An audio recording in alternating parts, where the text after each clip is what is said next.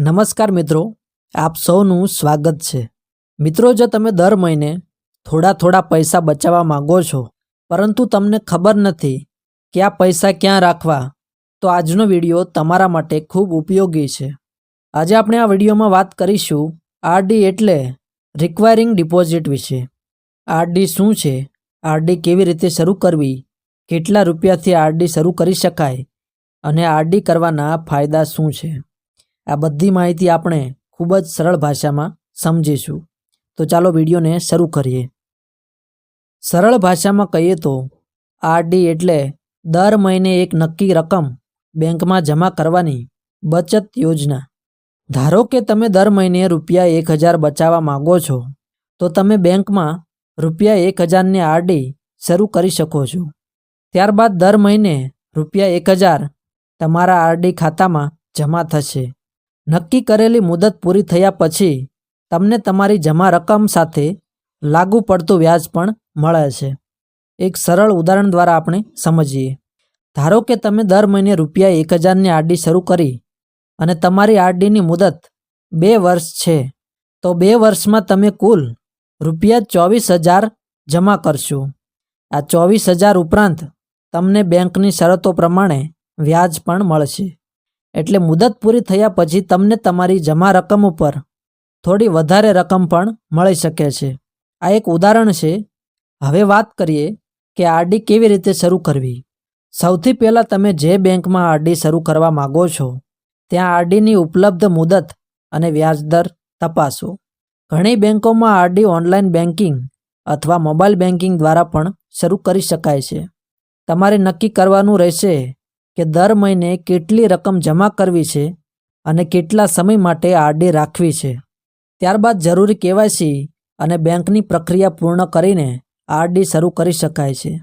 RD કેટલા રૂપિયાથી શરૂ કરી શકાય, આ વાત બેંક પ્રમાણે અલગ હોઈ શકે છે।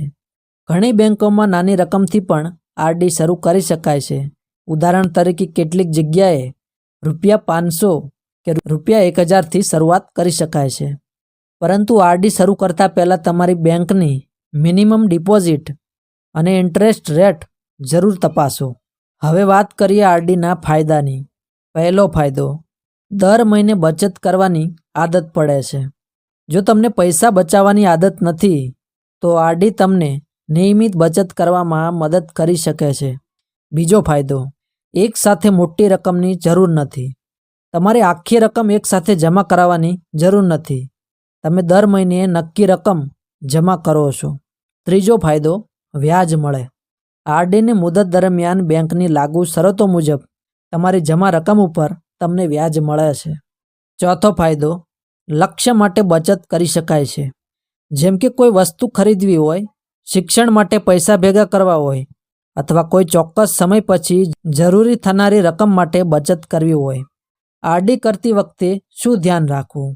આરડી શરૂ કરતાં પહેલાં માત્ર વ્યાજદર ન જુઓ, minimum monthly deposit, pre mature closure અને તેના નિયમો અને પેનલ્ટી ચાર્જ વગેરે બાબતો પણ તપાસો।